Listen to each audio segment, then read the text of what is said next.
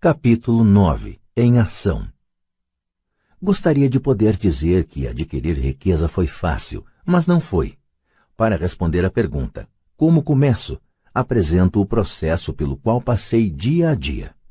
É realmente fácil encontrar bons negócios, garanto isso. É como andar de bicicleta, depois de algumas peripécias, vira um passeio. Mas quando se trata de dinheiro, a determinação para ultrapassar a fase das peripécias é uma decisão pessoal. Descobrir negócios únicos na vida de milhões de dólares exige que convoquemos nosso gênio financeiro. Acredito que em cada um de nós reside um gênio financeiro. O problema é que ele está adormecido, esperando ser despertado. Está adormecido porque nossa cultura nos educa para acreditar que o amor ao dinheiro é a raiz de todos os males. Ela nos incentiva a aprender uma profissão para que possamos trabalhar pelo dinheiro, mas não nos ensina a fazer o dinheiro trabalhar para nós. Ela nos ensina a não nos preocupar com o nosso futuro financeiro, que o governo ou a empresa cuidarão de nós quando chegar o dia da aposentadoria. Contudo, são nossos filhos formados no mesmo sistema de ensino que acabarão pagando por ela. A mensagem é trabalhar arduamente, ganhar e gastar o dinheiro, e quando ele faltar, sempre poderemos tomar emprestado. Infelizmente, 90% do mundo ocidental aceita essa teoria simplesmente porque é mais fácil encontrar um emprego e trabalhar pelo dinheiro. Se você não faz parte dessa massa, eu lhe mostrarei os 10 passos para despertar seu gênio financeiro. São simplesmente os passos que eu segui. Se quiser tentar alguns deles, ótimo. Se não, escolha os seus. Seu gênio financeiro é suficientemente esperto para desenvolver sua própria lista. Falando no Peru com um garimpeiro de 45 anos, eu lhe perguntei por que ele tinha tanta confiança em encontrar uma mina de ouro. Ele respondeu: há ouro em todo lugar. A maioria das pessoas não está treinada para vê-lo. E eu diria que isso é verdade. Quanto a imóveis, posso sair qualquer dia e achar 4 ou 5 bons negócios em potencial, onde uma pessoa comum não encontra nada. Mesmo procurando no seu bairro, a razão é que ela não dedica tempo para desenvolver seu gênio financeiro. Os 10 passos a seguir são um processo que pode ajudá-lo a desenvolver os poderes que Deus lhe deu, poderes que só você pode controlar. 1. Preciso de uma razão maior do que a realidade. O poder do espírito. Se você perguntar à maioria das pessoas se elas desejariam ser ricas ou financeiramente independentes, elas responderão sim. Mas então caem na realidade. A estrada parece demasiadamente longa, com muitas montanhas a escalar. É mais fácil trabalhar pelo dinheiro e colocar o que sobra nas mãos do corretor. Certa vez conheci uma jovem que sonhava participar da equipe olímpica de natação dos Estados Unidos. Ela acordava todos os dias às 4 horas para treinar durante 3 horas antes de ir à faculdade. Ela não ia a festas com os amigos nas noites de sábado. Ela tinha que estudar para obter notas altas como todo mundo. Quando lhe perguntei o que a levava a essa ambição e a esse sacrifício sobre-humano, ela simplesmente respondeu: faço isso por mim mesma e pelas pessoas que amo. É o amor que me leva a superar obstáculos e sacrifícios. Uma razão ou um propósito é uma combinação de alguns quero e alguns não quero. Quando as pessoas me perguntam qual a razão que me levou a querer ser rico, digo que foi a combinação profunda e emocional dos quero e não quero. Listarei alguns. Primeiro, os não quero, pois são eles que criam os quero. Não quero trabalhar a vida inteira. Não quero o que meus pais aspiravam para mim, que era segurança no emprego e uma casa no subúrbio. Não quero ser um empregado. Odiava quando meu pai não assistia a meus jogos de futebol porque estava ocupado com sua carreira. Odiava ver meu pai trabalhando arduamente e o governo levando boa parte do que ele tinha obtido quando morreu. Ele não pôde nem mesmo deixar para os filhos aquilo pelo qual tinha trabalhado tanto. Os ricos não fazem isso. Eles trabalham arduamente e deixam um legado para seus filhos. Agora os quero. Quero ser livre para viajar por todo o mundo e viver o estilo de vida que gosto. Quero fazer isso ainda jovem. Quero ser simplesmente livre. Quero controlar meu tempo e minha vida. Quero que o dinheiro trabalhe para mim. Essas são minhas razões emocionais profundas. Quais são as suas? Se elas não forem suficientemente fortes, então a realidade da estrada à frente pode ser maior do que suas razões. Perdi dinheiro e tive vários fracassos, mas foram essas razões emocionais que me mantiveram de pé e me fizeram prosseguir. Queria ser livre por volta dos 40 anos, mas precisei esperar até os 47 com muitas experiências de aprendizado ao longo do caminho. Como disse, gostaria de dizer que foi fácil, mas não foi, mas também não foi duro. Sem uma forte razão ou propósito, aí sim, qualquer coisa na vida é dura. Se você não tiver um forte motivo, não faz sentido continuar ouvindo. Parecerá trabalho demais. 2. Escolho todos os dias. O poder da escolha. Esta é a principal razão pela qual as pessoas querem viver em um país livre. Queremos o poder de escolha. Financeiramente, com cada dólar que temos em nossas mãos, temos o poder de escolher nosso futuro de ricos, pobres ou classe média. Nossos hábitos de despesa refletem quem somos nós. As pessoas pobres têm simplesmente maus hábitos de despesa. Uma vantagem que eu tive em criança foi a de que gostava de jogar banco imobiliário constantemente. Ninguém me disse que banco imobiliário era só para crianças, de modo que continuei jogando adulto. Também tinha pai rico que me mostrou a diferença entre um ativo e um passivo. Sendo assim, há muito tempo, quando ainda era garoto, escolhi ser rico e sabia que tudo o que eu tinha a fazer era adquirir ativos reais. Meu melhor amigo Mike tinha uma coluna de ativos que lhe fora dada, mas ele teve que optar por aprender a mantê-la. Muitas famílias ricas perdem os ativos na geração seguinte simplesmente porque não havia ninguém treinado para ser um bom guardião dos ativos. Muitas pessoas optam por não ser ricas. Para 90% da população, ser rico é confusão demais. Então inventam de dizer coisas como não estou interessado em dinheiro, nunca serei rico, não preciso me preocupar, ainda sou jovem, quando tiver algum dinheiro vou pensar sobre meu futuro, ou meu marido, mulher, cuida das finanças. O problema dessas afirmações é que elas roubam das pessoas que pensam assim duas coisas. Uma, tempo, que é nosso ativo mais precioso, e 2, o aprendizado. Só porque você não tem dinheiro, isso não é desculpa para não aprender. Mas é uma escolha que fazemos a cada dia, a escolha do que fazer com o nosso tempo, com o nosso dinheiro e com o que pomos em nossa cabeça. É o poder da escolha. Todos nós temos escolha. Escolhi ser rico e faço essa opção a cada dia. Invista primeiro na instrução. Na verdade, o único ativo real que você possui é sua mente, o instrumento mais importante que dominamos. Como disse, cada um de nós pode escolher o que põe em sua mente uma vez alcançada a idade suficiente. Você pode ficar assistindo a MTV o dia inteiro, ou ler revistas de golfe, ou fazer um curso de cerâmica ou um curso de planejamento financeiro. Você escolhe. A maioria das pessoas simplesmente compra investimentos em lugar de aprender a investir. Uma de minhas amigas, uma mulher rica, teve recentemente seu apartamento roubado. Os ladrões levaram um aparelho de televisão e o videocassete e deixaram todos os seus livros. Nós todos temos essa escolha. Novamente, 90% da população compra aparelhos de televisão e somente uns 10% compram livros de negócios ou fitas sobre investimentos. Então, o que é que eu faço? Vou aos seminários. Gosto quando eles duram pelo menos 2 dias, porque gosto de me aprofundar em um tema.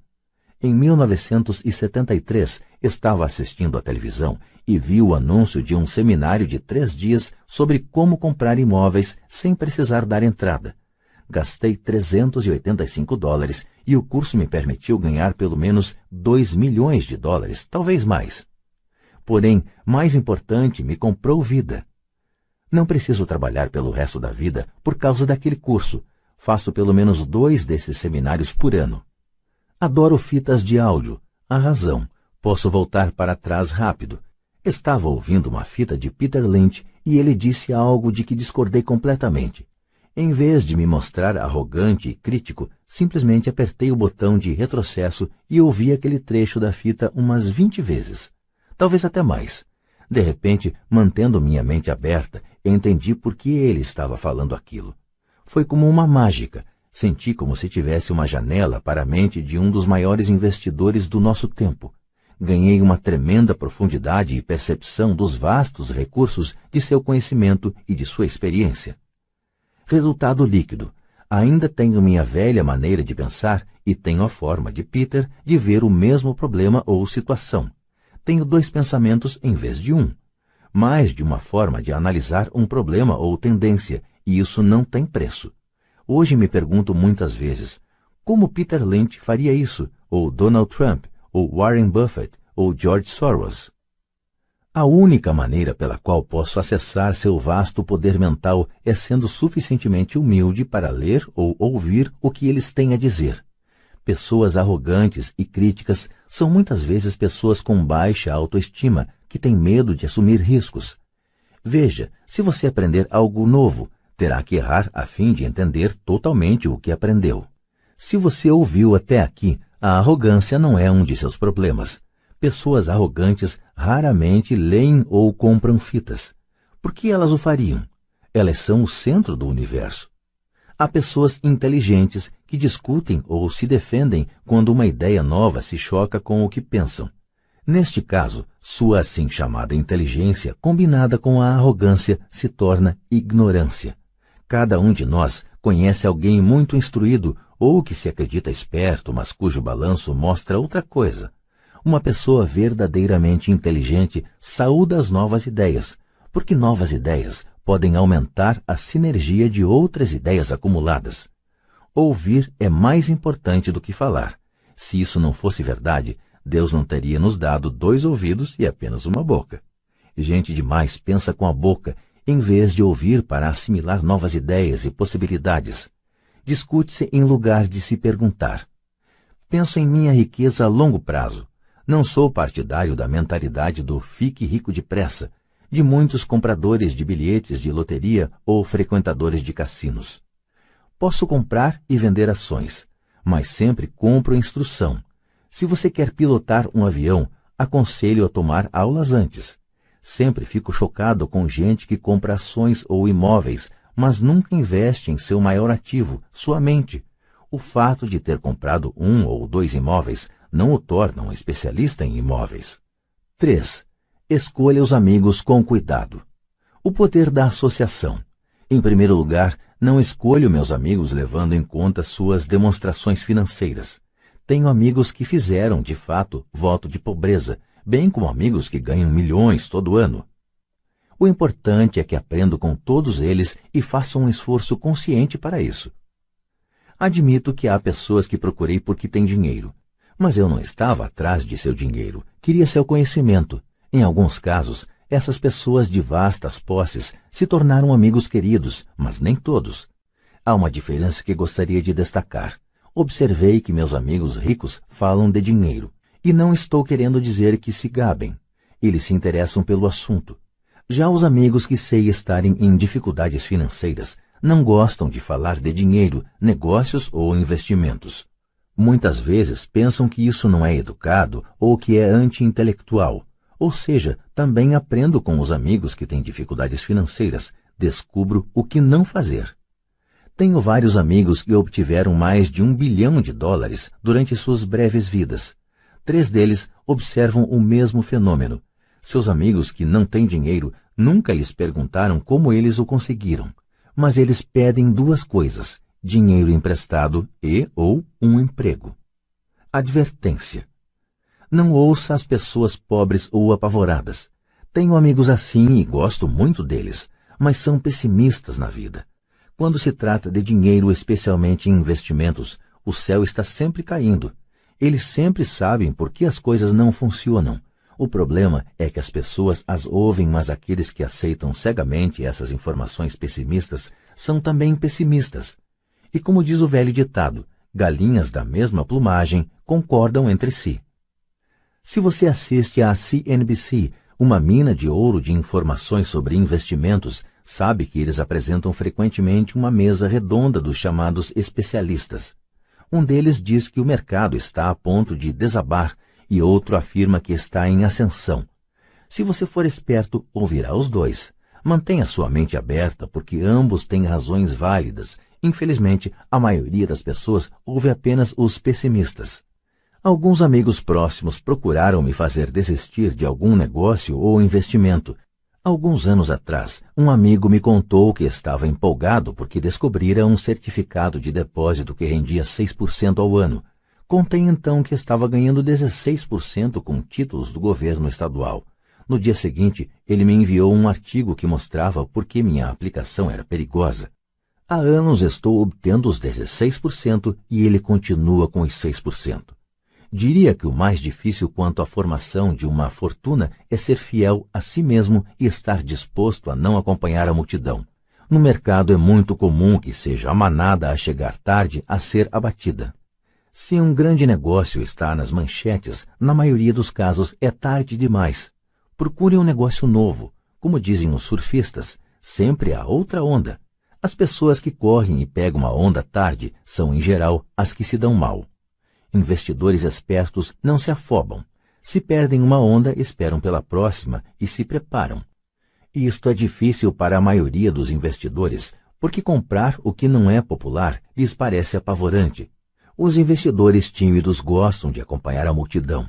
Sua ganância os leva para as aplicações somente quando os investidores sábios já auferiram seus lucros e se retiraram. Investidores sábios aplicam quando o negócio ainda não é popular. Eles sabem que seus ganhos são gerados quando compram e não quando vendem. Esperam pacientemente. Como já disse, eles não se afobam. Como um surfista, eles se preparam para a próxima onda. Tudo é insider trading. Há formas de insider trading que são ilegais e outras que são legais. Mas, de qualquer forma, é insider trading. A única distinção é quando você está distante do por dentro. A razão pela qual você quer ter amigos ricos que estão por dentro é porque o dinheiro é ganho aí. É informação fabricada. Você quer saber quando haverá a próxima subida, entrar e sair antes da queda seguinte. Não estou dizendo para fazer nada ilegal, mas quanto mais cedo você souber, maiores são as chances de lucro com risco mínimo. Para isso existem os amigos, e isso é inteligência financeira. 4. Domine uma fórmula e então aprenda outra. O poder do aprendizado rápido. Para fazer o pão, todo padeiro segue uma receita, mesmo que esta só exista em sua cabeça. O mesmo se pode dizer quanto a ganhar dinheiro. Por isso, na gíria, o dinheiro é muitas vezes chamado de massa. Muitos de nós já ouvimos a expressão, você é o que você come. Eu tenho uma variação, você se torna o que você estuda. Em outras palavras, seja cuidadoso com o que você estuda e aprende, porque sua mente é tão poderosa que você se torna aquilo que você põe em sua cabeça. Por exemplo, se você estuda culinária, você tende a ser cozinheiro. Se você não quer continuar sendo cozinheiro, precisará estudar outra coisa, digamos um professor. Depois de estudar para o magistério, você muitas vezes se torna professor, e assim por diante. Escolha cuidadosamente o que você estuda. Quando se trata de dinheiro, as massas têm uma fórmula básica aprendida na escola. E essa é, trabalhe pelo dinheiro. A fórmula que vejo predominar no mundo é que todos os dias milhões de pessoas acordam e vão trabalhar, ganham dinheiro, pagam contas, conferem seus talões de cheque, compram alguns fundos mútuos e voltam ao trabalho. Essa é a fórmula ou receita básica. Se você está cansado do que está fazendo ou se não ganha o suficiente, é simplesmente o momento de mudar a fórmula com a qual você ganha dinheiro. Quando eu tinha 26 anos, fiz um curso de fim de semana chamado Como Comprar Imóveis Executados Judicialmente. Aprendi a fórmula. O passo seguinte foi ter a disciplina para pôr em ação o que eu tinha aprendido. É aí que a maioria das pessoas para. Durante 3 anos, enquanto eu trabalhava na Xerox, passava minhas horas de folga aprendendo a arte de comprar imóveis executados. Ganhei vários milhões de dólares usando essa fórmula, mas hoje isso é muito lento e há muita gente que faz o mesmo. Então, depois de ter dominado a fórmula, passei a procurar outras fórmulas. Em muitos dos casos, não usei de forma direta a informação que obtive, mas sempre aprendi algo novo. Já fiz cursos destinados a corretores especializados em derivativos, um curso de negociação de opções de commodities e um curso sobre a ciência do caos. Neste, estava fora de meu ambiente, em uma sala cheia de gente com doutorado em física nuclear e ciência espacial. Contudo, aprendi uma porção de coisas que tornaram meus investimentos em imóveis e ações mais significativos e lucrativos. Muitas instituições comunitárias de ensino superior têm cursos de planejamento financeiro e aquisição de investimentos tradicionais. São lugares ótimos para se começar. Sempre procuro a fórmula mais rápida. É por isso que, com bastante regularidade, faço mais em um dia do que muitas pessoas fazem em toda a sua vida. Outra observação secundária. No mundo em rápida mudança de nossos dias, a questão não é tanto o que você sabe, porque com frequência o que você sabe já está ultrapassado. É a rapidez com que você aprende. Esta habilidade não tem preço. Não tem preço para encontrar fórmulas, receitas, se preferir, mais rápidas de fazer dinheiro. Trabalhar arduamente pelo dinheiro é uma fórmula velha nascida nos dias do homem das cavernas. 5. Pague a si mesmo primeiro. O poder da autodisciplina. Se você não pode se controlar, não tente ficar rico. Talvez fosse bom entrar para a marinha ou alguma ordem religiosa para aprender a se controlar. É a falta de autodisciplina que leva à falência muitos ganhadores de loteria pouco depois de eles terem ganhado milhões. É a falta de autodisciplina que leva pessoas que acabaram de obter um aumento a comprar um carro novo ou fazer um cruzeiro. É difícil dizer qual dos 10 passos é o mais importante, mas de todos este é possivelmente o mais difícil de dominar, se não for parte de sua personalidade. Eu arriscaria dizer que é a falta de autodisciplina que se constitui no fator número 1 a separar ricos, pobres e classe média. Dito de forma simples, pessoas que têm baixa autoestima e reduzida tolerância à pressão financeira não poderão nunca, e quero dizer isso mesmo, nunca ser ricas. Como já disse, uma lição aprendida com o pai rico foi que o mundo vai bater em você. O mundo bate nas pessoas não porque as outras pessoas sejam ruins, mas porque os indivíduos não têm controle interno e disciplina. Quem não tem força interior muitas vezes se torna vítima daqueles que têm autodisciplina. Nos cursos para empreendedores onde leciono, lembro constantemente aos participantes que não devem focar seu produto, serviço ou atividade, mas o desenvolvimento de habilidades de gestão. As 3 habilidades de gestão mais importantes para se iniciar um negócio próprio são: 1. Gestão do fluxo de caixa. 2. Gestão de pessoal. 3. Gestão pessoal do tempo. Diria que essas habilidades de gestão se aplicam a qualquer coisa, não apenas a empreendedores. As 3 têm importância para a forma como você vive sua vida como indivíduo ou como parte de uma família, um negócio, uma organização de caridade, uma cidade ou uma nação. Cada uma dessas habilidades é realçada pelo domínio da autodisciplina. Levo a sério o dito: pague-se a si próprio em primeiro lugar. The Richest Man in Babylon, de George Clason. É onde encontrei a expressão pague-se a si próprio em primeiro lugar. O livro vendeu milhões de exemplares, mas embora milhões de pessoas repitam livremente essa afirmação poderosa, poucas seguem o conselho. Como disse, a alfabetização financeira nos permite ler os números e estes contam a história. Vendo a demonstração de renda e o balanço de uma pessoa, posso ver facilmente se a pessoa que diz pague-se a si próprio em primeiro lugar está praticando o que prega. Comparemos então as demonstrações financeiras de pessoas que pagam a si mesmo em primeiro lugar e as que não as fazem. Repito, tem a ver com o entendimento do fluxo de caixa que conta a história. Se você pode realmente começar a compreender o poder do fluxo de caixa, perceberá rapidamente o que há de errado com o exemplo a seguir. Ou seja, porque 90% das pessoas trabalham arduamente durante toda a vida e precisam de apoio do governo, à Seguridade Social, quando não podem mais trabalhar. Está vendo? O exemplo anterior reflete as ações de uma pessoa que opta por pagar a si mesma em primeiro lugar. Todo mês, ela destina dinheiro para sua coluna de ativos antes de pagar as despesas mensais. Embora milhões de pessoas tenham lido o livro de Clason e entendido a expressão pague-se a si próprio em primeiro lugar, na verdade, elas o fazem em último lugar. Agora posso ouvir as reclamações daqueles que acreditam sinceramente em pagar as contas primeiro. E posso ouvir todas as pessoas responsáveis que pagam suas contas em dia. Não estou falando para ser irresponsável e deixar de pagar as contas. Digo apenas o que está no livro, e isso é, pague a si mesmo em primeiro lugar. Minha mulher e eu temos tido muitos guarda-livros, contadores e gerentes de banco que têm problemas com esta forma de considerar o pague a si próprio em primeiro lugar.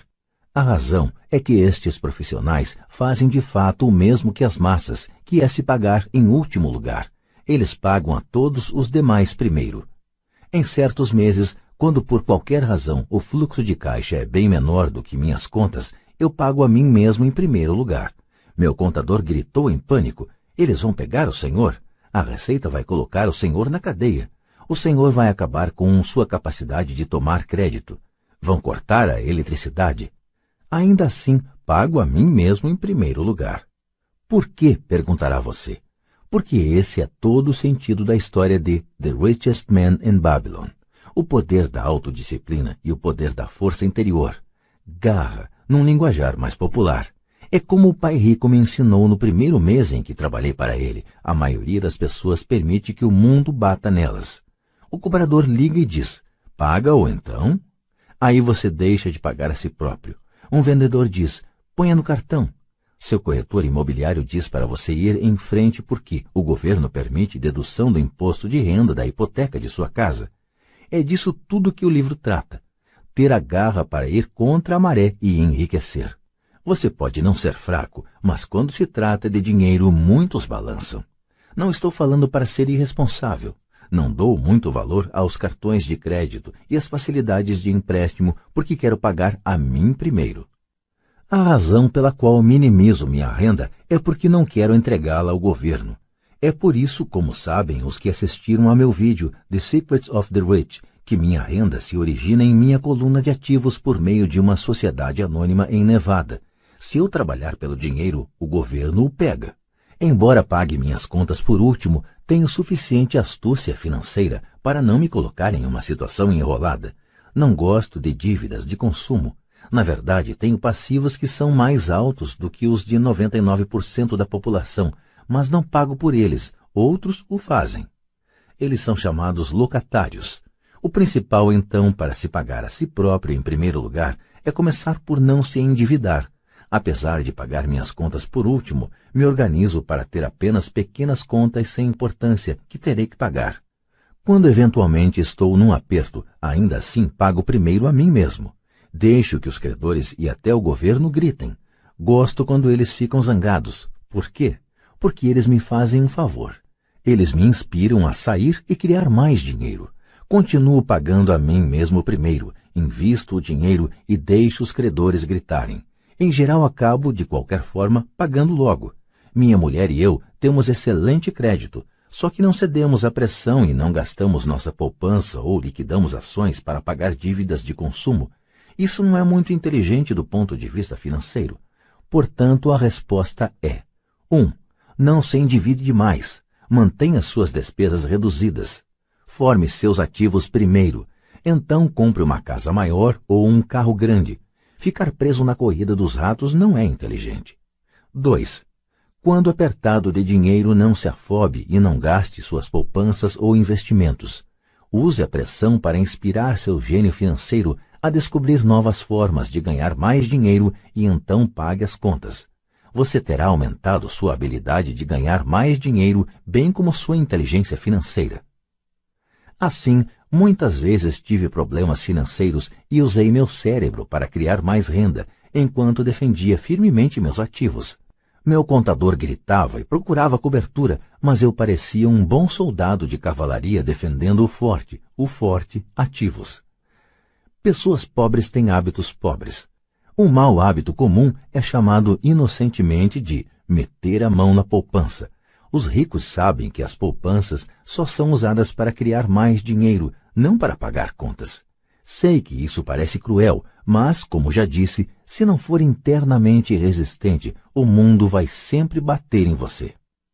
Se é do tipo que não gosta de pressão financeira, então descubra uma fórmula que funcione para você. Uma boa fórmula É cortar despesas, pôr o dinheiro no banco e pagar mais do que o necessário em imposto de renda, aplicar em fundos mútuos seguros e esperar sempre resultados médios. Mas isto viola a regra do pague a si mesmo em primeiro lugar. Este princípio não estimula o autossacrifício ou a abstinência financeira. Não significa pagar a você mesmo primeiro e passar fome. A vida foi feita para ser desfrutada. Se você conjura seu gênio financeiro, pode ter todas as coisas boas da vida, enriquecer e pagar contas, sem se sacrificar. E isso é inteligência financeira. 6. Pague bem a seus corretores. O poder do bom conselho. Muitas vezes vejo pessoas colocando um cartaz na frente de casa. Proprietário vende. Ou vejo na televisão muita gente se anunciando como corretor de desconto. Pai Rico me ensinou a fazer exatamente o contrário. Ele acreditava que os profissionais deviam ser bem pagos e eu adotei a mesma política. Hoje tenho a meu serviço advogados, contadores, corretores de imóveis e de ações caros. Por quê? Porque e destaco o se, as pessoas são profissionais, seus serviços devem render dinheiro para você. E quanto mais dinheiro ganharem, mais eu ganho. Vivemos na era da informação. A informação não tem preço. Um bom corretor deve lhe oferecer informação e dedicar tempo para instruir você. Tenho vários corretores dispostos a fazer isso por mim. Alguns me ensinaram quando eu tinha pouco ou nenhum dinheiro e até hoje trabalho com eles. O que pago a um corretor é pouco em comparação com o dinheiro que posso ganhar em consequência das informações que eles me trazem. Adoro quando meu corretor de imóveis ou de ações ganha muito dinheiro. Em geral, isso significa que ganhei muito dinheiro também. Um bom corretor, além de ganhar dinheiro para mim, me poupa tempo, como quando comprei um lote vazio por $9.000 e o vendi logo a seguir por $25.000, de modo que pude comprar mais depressa meu Porsche. Um corretor é seus olhos e ouvidos no mercado. Eles estão lá todos os dias enquanto eu não preciso estar. Prefiro jogar golfe. Também as pessoas que vendem sua casa por conta própria não dão muito valor ao seu tempo. Por que eu iria querer deixar de gastar alguns dólares quando posso empregar esse tempo para ganhar mais dinheiro ou para estar com aqueles que amo? O que acho engraçado é como tantas pessoas pobres e de classe média insistem em dar gorjetas de 15% a 20% nos restaurantes por um mau serviço e reclamam de pagar a um corretor algo entre 3% e 7%. Elas gostam de dar gorjeta a pessoas que figuram na coluna da despesa e maltratam as que estão na coluna dos ativos. Isso não é inteligente do ponto de vista financeiro. Nem todos os corretores são iguais. Infelizmente, em sua maioria, são apenas vendedores. E diria que os vendedores de imóveis são os piores. Eles vendem, mas têm poucos ou nenhum imóvel próprio. Há grande diferença entre um corretor que vende casas e um corretor que vende investimentos. E o mesmo se aplica a corretores de ações, títulos, fundos mútuos e seguros que se autodenominam de consultores financeiros. Como no conto de fadas, você tem que beijar um monte de sapos para achar um príncipe. Lembre o velho adágio: nunca chame um vendedor de enciclopédias se você precisa de uma enciclopédia. Quando entrevisto algum profissional pago, procuro primeiro descobrir quantos imóveis ou ações possuem pessoalmente e qual a alíquota de imposto que pagam. E isso se aplica a meus advogados tributaristas, bem como a meu contador. Uma de minhas contadoras tem seu próprio negócio. Sua profissão é a contabilidade, mas seu negócio são os imóveis. Eu tinha um contador que tinha uma pequena empresa de contabilidade, mas não tinha qualquer imóvel. Mudei porque nós não gostávamos do mesmo negócio. Descubra um corretor que leve a sério seus interesses. Muitos corretores dedicarão seu tempo a instruí-lo e eles podem ser o melhor ativo que você pode encontrar. Seja apenas justo e a maioria deles será justa com você. Se você se preocupar em cortar suas comissões, então por que eles quererão estar com você? É uma lógica simples. Como disse anteriormente, uma das habilidades gerenciais é a administração de pessoas. Muitas pessoas só conseguem gerenciar pessoas que consideram inferiores a si próprias e sobre quem podem ter um poder, como subordinados em uma relação de trabalho. Muitos gerentes médios continuam nessa posição e não são promovidos porque sabem como trabalhar com pessoas que estão abaixo deles, mas não com pessoas que estão acima.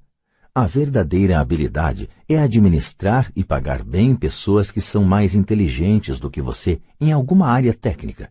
É por isso que as grandes empresas têm conselhos administrativos. Você também precisa ter um, e isso é inteligência financeira.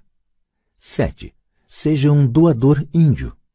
Este é o poder de obter alguma coisa a troco de nada. Quando os primeiros colonizadores brancos chegaram aos Estados Unidos, eles ficaram espantados com a prática cultural de alguns índios americanos. Por exemplo, se um colono estava com frio, o índio lhe dava um cobertor. Achando que fosse um presente, o colono frequentemente ficava ofendido quando o índio o pedia de volta. Os índios também ficavam perturbados quando constatavam que os colonos não queriam devolver o cobertor. É daí que se origina a expressão doador índio, um simples desentendimento cultural.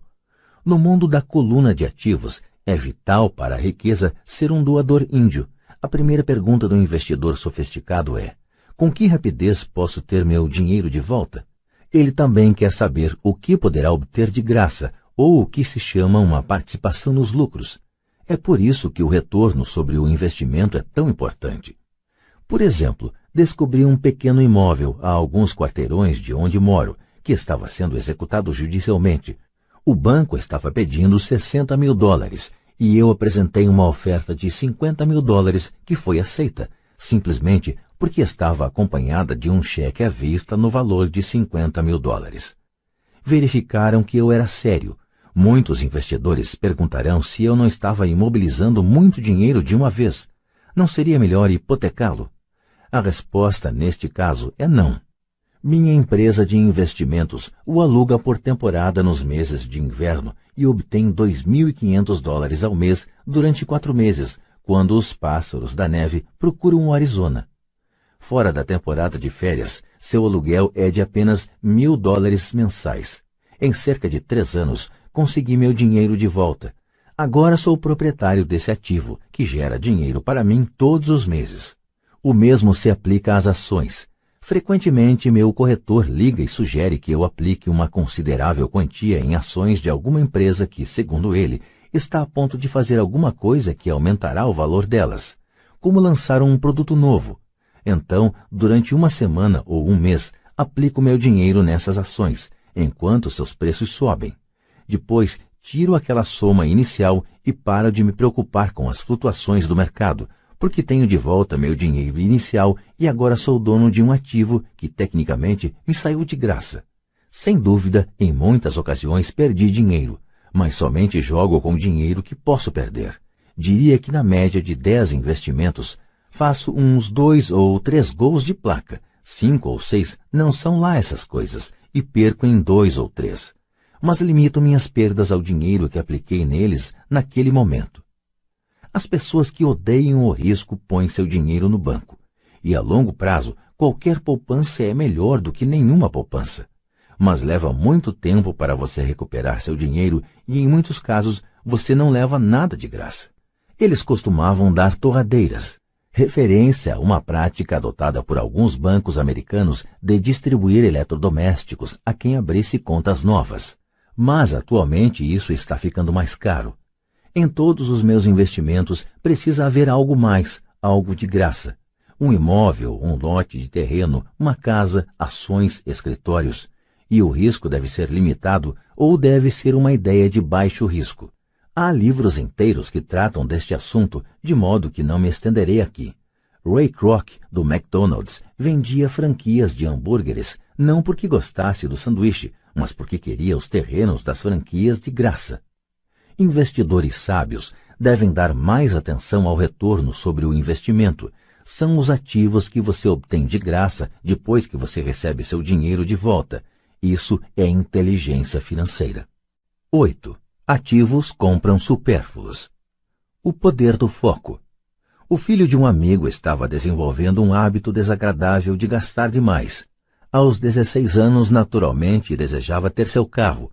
A desculpa: os pais de todos os seus amigos tinham comprado um carro para o filho. O garoto queria pegar suas poupanças e dar a entrada para o carro. Foi aí que o pai me procurou. Você acha que devo fazer o que ele quer ou deveria fazer como os outros pais e dar um carro para ele? Minha resposta: a curto prazo pode ser bom, mas o que você lhe terá ensinado a longo prazo? Você não pode usar seu desejo de ter um carro e incentivar seu filho a aprender alguma coisa? De repente, se acendeu uma luz e ele foi correndo para casa. 2 meses depois, voltei a encontrar meu amigo. Seu filho já está com o carro? Perguntei. Não, mas lhe dei $3.000 para comprar o carro. Falei para ele usar meu dinheiro em lugar do seu dinheiro reservado para a universidade. Você foi bastante generoso, respondi. Nem tanto. O dinheiro veio acompanhado de uma condição. Segui sua orientação para usar seu desejo por um carro como incentivo para que aprendesse alguma coisa. E qual foi a condição? Perguntei. Bom, primeiro voltamos a jogar seu cash flow. Jogamos e tivemos uma longa discussão sobre o uso sábio do dinheiro. Fiz para ele uma assinatura do Wall Street Journal e comprei alguns livros sobre mercado de ações. E daí? Indaguei. O que fez? Falei que os $3.000 eram dele, mas que ele não poderia comprar o carro direto. Ele deveria usar o dinheiro para comprar e vender ações, achar seu próprio corretor, e quando tivesse ganho $6.000, metade ele poderia usar para comprar o carro, e o resto devia colocar na poupança para pagar a faculdade. E o resultado? Continuei. Bem, teve sorte nos primeiros negócios, mas daí a pouco perdeu tudo. Então começou a ficar interessado de verdade. Hoje ainda lhe faltam uns $2.000 e está mais interessado ainda. Leu todos os livros que dei e pegou outros na biblioteca. Lê avidamente o Wall Street Journal, acompanhando os indicadores, e assiste à CNBC em vez da MTV, e está aprendendo muito. Ele sabe que se perder dinheiro vai ter que andar a pé mais uns 2 anos, mas não está preocupado. Já nem liga tanto para o carro porque encontrou algo mais divertido para fazer. E se ele perder todo o dinheiro? Perguntei. Aí vamos ver. Prefiro que ele perca tudo agora do que ter que esperar chegar à nossa idade para arriscar a perder tudo. E além do mais, esses são os melhores $3.000 que gastei com sua educação. O que está aprendendo vai lhe servir por toda a vida e ele parece ter adquirido mais respeito pelo poder do dinheiro. Acho que parou de torrá-lo. Como já falei na sessão, pague a si mesmo em primeiro lugar. Se uma pessoa não domina o poder da autodisciplina, é melhor nem tentar ficar rico. Embora o processo de gerar fluxo de caixa a partir da coluna de ativos seja fácil, é a fortaleza mental de direcionar o dinheiro que é difícil.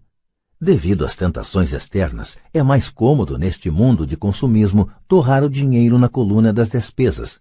A falta de fortaleza mental leva a permitir que o dinheiro flua pelos caminhos de menor resistência. Darei um exemplo numérico de inteligência financeira, especialmente a capacidade de usar dinheiro para ganhar mais dinheiro. Se eu der a 100 pessoas $10.000 no início do ano, acho que ao fim do ano, 80 não terão mais nada. De fato, elas terão aumentado seu endividamento usando o dinheiro para dar entrada na compra de carro novo, geladeira, televisor, gravador de vídeo ou em viagem de férias. 16 terão aumentado esses $10.000 em torno de 5% a 10%. 4 terão aumentado a soma para $20.000 ou para alguns milhões. Estudamos para aprender uma profissão de modo a poder trabalhar pelo dinheiro. Na minha opinião, é também importante aprender a fazer o dinheiro trabalhar para nós. Gosto de meus supérfluos tanto quanto qualquer outro ser humano. A diferença é que algumas pessoas compram seus supérfluos em prestações. É a armadilha de querer imitar o vizinho. Quando eu quis comprar um Porsche, o caminho mais fácil foi procurar o gerente do banco e conseguir um financiamento. Em lugar de me preocupar com a coluna do passivo, decidi me concentrar na coluna dos ativos. Como de hábito, empreguei meu desejo de consumir para me inspirar e motivar meu gênio financeiro a investir. Constantemente nos preocupamos em obter as coisas que desejamos em vez de nos concentrarmos em criar dinheiro. É mais fácil a curto prazo, porém mais duro a longo prazo. É um mau hábito em que incorremos como indivíduos e como nação. Lembre, o caminho mais fácil muitas vezes se transforma no mais áspero, e o caminho árduo muitas vezes se torna suave. Quanto mais cedo você se disciplinar e aqueles que ama para dominar o dinheiro, tanto melhor. O dinheiro é uma força poderosa.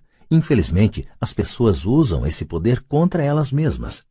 Se sua inteligência financeira for pouca, o dinheiro escorrerá de suas mãos, será mais esperto que você.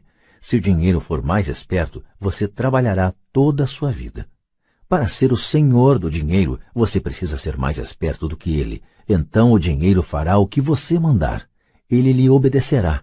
Em vez de ser escravo, você será o senhor. Isso é inteligência financeira. 9. A necessidade de heróis. O poder do mito. Quando eu era garoto, admirava profundamente Willie Mays, Hank Aaron e Yogi Berra. Eles eram meus heróis. Quando garoto, jogando no beisebol infantil, queria ser como eles. Seus cartões de beisebol eram meu tesouro. Queria saber tudo a respeito deles. Conhecia suas estatísticas, suas jogadas, quanto ganhavam e como tinham ascendido aos times profissionais. Queria saber tudo porque queria ser como eles. Quando aos 9, 10 anos de idade pulava para arremessar ou apanhar a bola, não era eu, era Yogi ou Hank. É uma das formas mais poderosas de aprender que frequentemente esquecemos ao chegar à idade adulta. Perdemos nossos heróis, perdemos nossa ingenuidade. Hoje, observo os garotos jogando beisebol perto de casa. Na quadra, não é o Joãozinho, é Michael Jordan, Sir Charles ou Clyde. Copiar ou emular heróis é um aprendizado poderoso. É por isso que quando alguém como O.J. Simpson cai em desgraça, há um clamor tão grande. É mais do que um simples julgamento, é a perda de um herói, alguém com quem crescemos, que observamos e quisemos imitar. De repente, precisamos nos livrar dessa pessoa. Quando cresci, encontrei novos heróis.